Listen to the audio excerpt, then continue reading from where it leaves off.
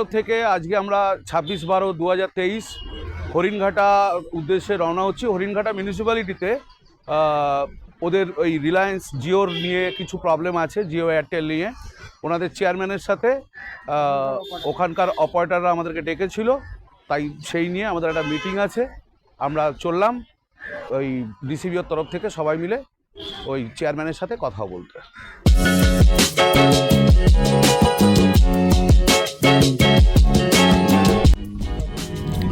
হরিণঘাটা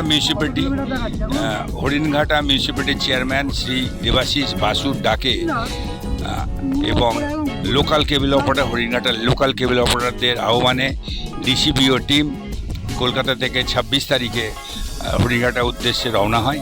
সকাল সকাল উদ্দেশ্য একটাই, এলাকার কেবল অপারেটরদের যে সমস্যা হচ্ছে জিও এয়ারটেল ওভারহেড তার নিয়ে, সেটা নিয়ে বেশ অনেক দিন ধরেই সমস্যা চলছিল, অনেকগুলো মিটিং হয়েছে।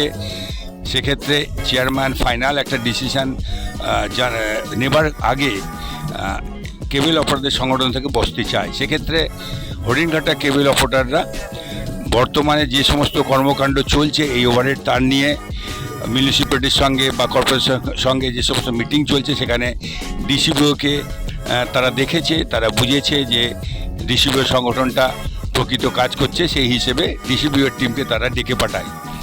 তো এই মিটিংয়ে গিয়ে চেয়ারম্যান এবং লোকাল কেবল অপারেটর এবং জিও অফিসিয়ালদের সঙ্গে বসে মিটিং করে এই বিষয়ে ডিসিবিওর তরফ থেকে তথ্য এবং বক্তব্য দিয়ে কেবল অপারেটর স্বার্থে যে কাজটা করা দরকার সেটার উদ্দেশ্যে সকাল সকাল রওনা হয়েছে।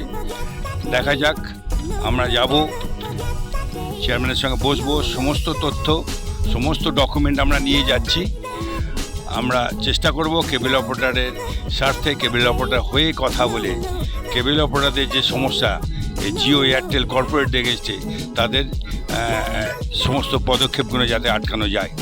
চলুন, মিটিং হবে, মিটিংয়ের যাবতীয় বক্তব্য মিটিং স্থল থেকে আপনাদের সামনে আমরা তুলে ধরব।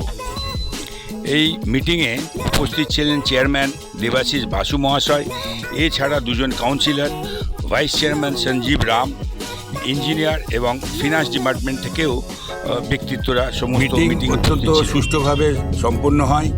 কেবল অপারেটরের তরফ থেকে ডিসিবিওর পক্ষ থেকে অত্যন্ত জোরালো প্রতিবাদ করা হয় এবং সেই তথ্য তুলে ধরা হয়। মিটিং থেকে যে আলোচনা হয়েছে সেই জন্য বেশ কিছু ডকুমেন্ট জমা করার কথা হয়েছে, যেটা আগামীকাল ডিসিবিও তরফ থেকে চেয়ারম্যানের কাছে পৌঁছে দেওয়া হবে এবং এই সমস্ত তথ্য এবং কাগজ নিয়ে অ্যানালিসিস করে পরবর্তীকালে একটা মিটিং হবে বলে জানা গেছে। এখন আমি আপনাদের সামনে হরিণঘাটার কেবল অপারেটরদের বক্তব্য তুলে ধরবো, তারা কিভাবে দেখছে, কি বলছে, একটু শুনে নেব।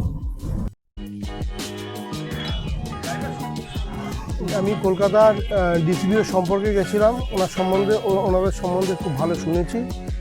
ওনাদেরকে আমি আর্জি করেছিলাম আমার এখানে আসার জন্য, পৌরসভায় ডেকেছিল আমাদেরকে জিওর ম্যাটার নিয়ে। তো আমাদের কাছে পুরো ইনফরমেশান ছিল না, যেটা ডিসিবিওর কাছে পুরো ছিল। আমি আশা করেছিলাম, আজকে আমাদের মিটিং হয়েছে, খুব সফল মিটিং হয়েছে এবং ডিসিবিও যেভাবে হ্যান্ডেলিং করেছে আমরা খুব এটাতে গর্বিত।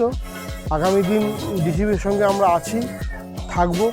আর ডিসিবিও আজকে স্বপনদা বা দিদি জয়শ্রী মুখার্জি যারা এসছে, তারা যেইভাবে জিওর সঙ্গে ফাইট করেছে সেটা বলার বাইরে, সেটা মুখে বলে সেই জায়গাটা বোঝানো যাবে না। চেয়ারম্যানের সঙ্গে আমরা পুরোপুরি সংঘাতে গেছিলাম, তারপরেও চেয়ারম্যান আমাদের ব্যাপারটা বুঝতে পেরেছে, আমাদের কথাটা শুনেছে। আগামী দিনে আশা করবো আর জিও এখানে রাত ফুটাতে পারবে না। আমাদের অপারেটরদের আজকে খুব জয় হয়েছে। চাইবো যে ডিসিবিও এইভাবে সবার কাছে যাক, যাদের দরকার আছে তাদের ঘরে যাক, আমাদের ডাকলে আমরাও আছি, কোনো অসুবিধা নেই। ডিসিবিও সম্বন্ধে খুব বেশি শুনিনি, হোয়াটসঅ্যাপের গ্রুপে আস্তে আস্তে আলোচনা করতে করতে এই জায়গায় দেখেছি, শুনেছি, অনেক কিছু জানতে পেরেছি।